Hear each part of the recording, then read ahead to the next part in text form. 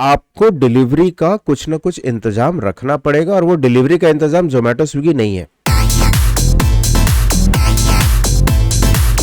नमस्कार, एक नया दिन नया वीडियो लेकर के आया हूं मैं। आज भी हम लोग बिजनेस एनालाइज करने वाले हैं, देखने वाले हैं कौन सा बिजनेस ज्यादा अच्छा है। लेकिन आज का मेरा फोकस है ऐसे बिजनेस जो आप घर से शुरू कर सकते हैं। दो ऐसे सेगमेंट्स को लिया है हमने। एक हमने चूज किया है होम बेकरी, जो आप केक्स, पेस्ट्रीज या कपकेक्स जो आप घर से बना सकते हैं, और दूसरा हमने चूज किया है टिफिन सर्विसेज।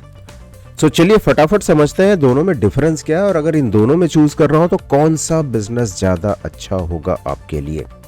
आइए देखते हैं। तो ये होम बेकर जो कहते हैं, होम बेकरी का बिजनेस, ये होता क्या है? आप घर से ऑर्डर पे या तो केक बना रहे हैं, या फिर कपकेक बना रहे हैं, या फिर आप छोटी पेस्ट्रीज बना रहे हैं, या कुछ भी स्वीट डेजर्ट, जार केक हो गया, या कुछ और बनाने वाले हो आप, जो आप घर में बनाते हैं।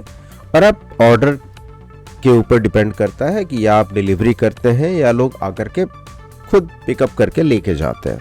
सो ये इन अ नटशेल होम बेकर का बिजनेस है। ये बिजनेस मॉडल भी काफी पॉपुलर है पूरे इंडिया में नहीं, पूरे वर्ल्ड में पॉपुलर है। इनफैक्ट पूरी दुनिया को अगर देखा जाए तो जो बड़े ब्रांड्स हैं, केक की दुनिया में बड़े ब्रांड एग्जिस्ट ही नहीं करते। This category is ruled by home bakers worldwide. हर शहर के अपने फेवरेट्स होते हैं, हर शहर में कुछ होम बेकर्स होते हैं जो इसमें राज करते हैं। चाहे वो आप बेसिक बर्थडे केक की बात कर लो, या फॉन्डेंट केक्स की बात कर लो, या फिर जो मैरिज केक्स होते हैं, या जो बड़े वाले केक्स होते हैं 5 kg and above. This entire category is dominant with home bakers across the world. अभी घर से ही शुरू होने वाला एक दूसरा बिजनेस है। दूसरा बिजनेस है कौन सा? Tiffin business. हमें पता है टिफिन बिजनेस होता क्या है।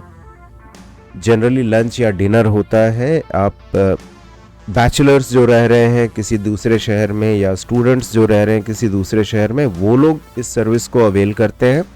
और जनरली ये सब्सक्रिप्शन बेस्ड मॉडल है। ये पूरे महीने का सब्सक्रिप्शन होता है।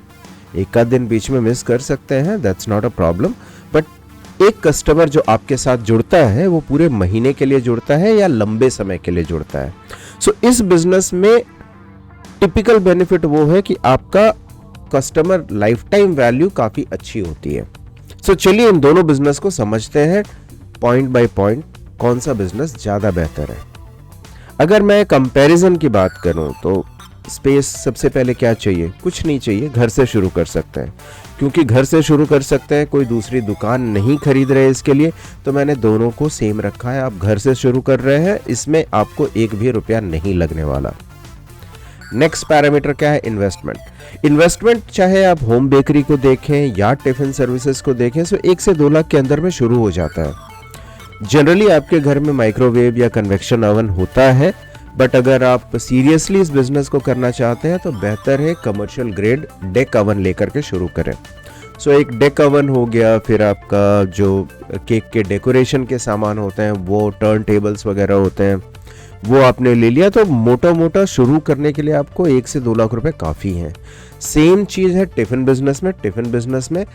टिफ़िन्स खरीदने होते हैं, कुछ ऑटोमेटिक कुकिंग वाले सामान खरीदने होते हैं, एंड दैट्स इट।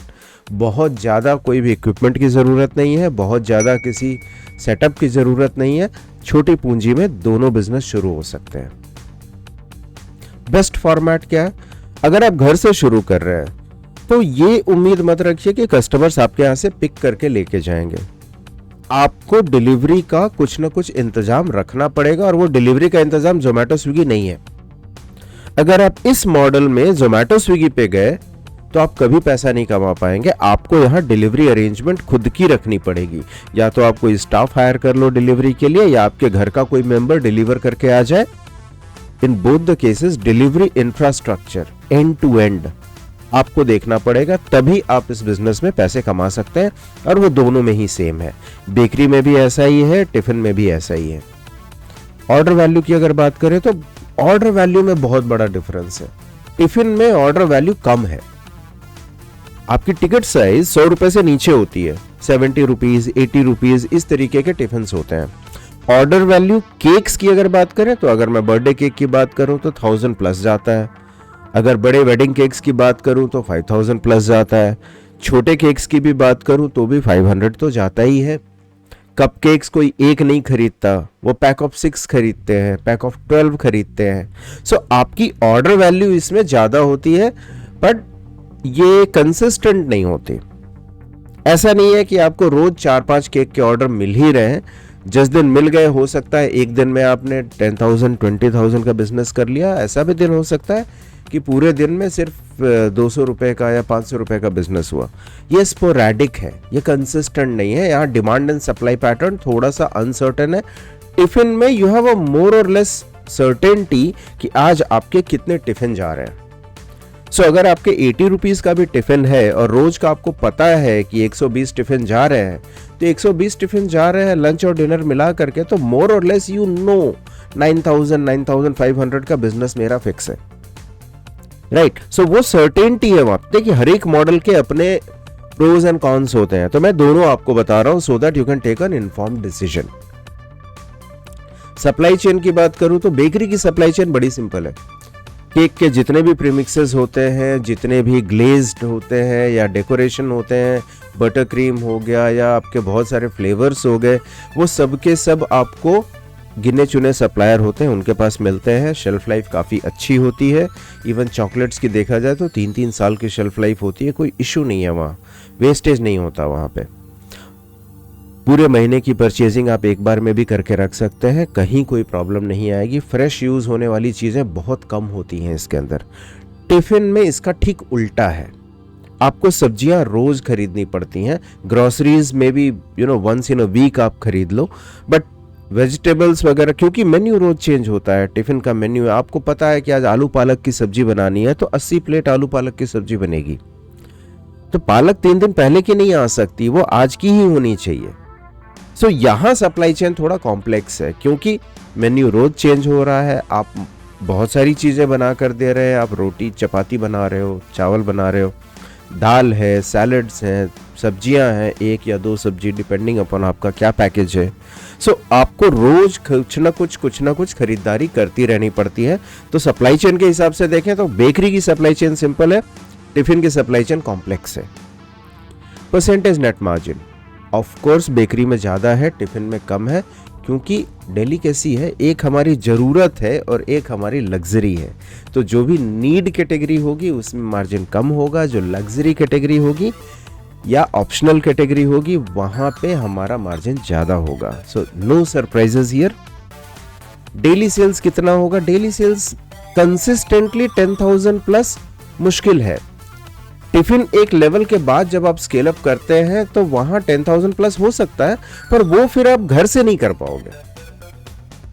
अगर मैं देख रहा हूं रोज का मेरा 200 टिफिन, रोज का मेरा 300 टिफिन, तो वो बिजनेस स्केल अप होने के बाद घर से नहीं होगा। फिर आप बात करोगे कि मैं गैस की पाइपलाइन लगाऊं, आप बात करोगे मैं ऑटोमेटिक राइस कुकर लूं जहां पे 50 किलो राइस एक बार में बने।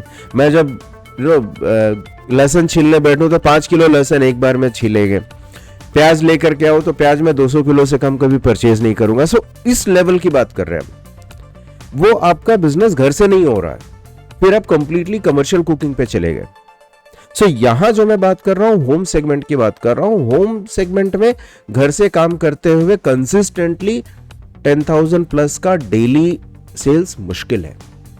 सेम चीज बेकरी में है। कभी कभार आएगा स्पाइक, जब आपको एक दिन में 4-4 वेडिंग केक्स के ऑर्डर आ गए। लगन के समय में जब शादियों का सीजन होता है तब ऐसा हो सकता है, लेकिन कंसिस्टेंटली ऐसा हो ये जरूरी नहीं है, ये मुश्किल है काफी। Can it become a brand? Bakery तो बन सकता है। होम बेकर्स के एस्टैब्लिश्ड ब्रांड्स हैं इंडिया के हर एक शहर में। जो केक के शौकीन है वो जानते हैं कि इसका केक ज्यादा अच्छा होता है। सो ब्रांडिंग यहाँ पे मुश्किल नहीं है, आसान है। टिफिन में ब्रांडिंग थोड़ी मुश्किल है, क्योंकि ये है एक जेनेरिक कैटेगरी का business. Tiffin business highly competitive है और ये थाली बिजनेस से भी compete करता है। सो यहाँ ब्रांड बनाना थोड़ा मुश्किल है। सो बेकरी आसान है ब्रांड बनाना, टिफिन मुश्किल है। यहाँ अब आखिरी सवाल, महीने का 3 लाख प्रॉफिट कमा सकते हैं क्या? बेकरी में तो कमा सकते हैं, टिफिन में कमाना मुश्किल है। सो आप कह सकते हैं कि जब इतने सारे एडवांटेजेस हैं, जब इतने सारे बेकरी के एडवांटेजेस हैं, तो हम कंपेयर कर ही क्यों रहे हैं? हम सीधा बेकरी का बिजनेस क्यों नहीं करते? टिफिन सोचते क्यों हैं? सबसे बड़ी बात यहां पे आती है स्किल की। बेकरी एक आर्ट है, तो मेरे अंदर वो स्किल भी तो होनी चाहिए। कोई भी एक केक बना ले और एक अच्छा केक बना ले, दोनों में बहुत फर्क होता है। सो अगर मेरे पास वो स्किल है जहां पर मैं अच्छा केक बना सकता हूं या बना सकती हूं, अच्छी पेस्ट्री बन सकती है मुझसे, मेरा हाथ काफी अच्छा है डेकोरेशन में, अगर मेरे अंदर ये स्किल है तो मुझे बेकरी ही करनी चाहिए। सो अगर मैं वर्डिक्ट की बात करूं तो वर्डिक्ट यस, मुझे अगर ऑप्शन मिले तो मैं बेकरी करना चाहूंगा, लेकिन अगर स्किल हो तो। अगर मेरे पास बेकरी वाली स्किल नहीं है तो टिफिन बिजनेस बुरा नहीं है, टिफिन बिजनेस भी कंसिस्टेंटली अच्छा रेवेन्यू, अच्छा प्रॉफिट दे सकता है। कैसा लगा वीडियो जरूर हमें बताइए नीचे कमेंट लिख करके, और कौन सा एनालिसिस चाहिए, कौन से बिजनेस के बारे में आपको कंपैरिजन देखना है, वो भी नीचे कमेंट लिख के बताइए। मिलते हैं किसी और वीडियो में। Take care.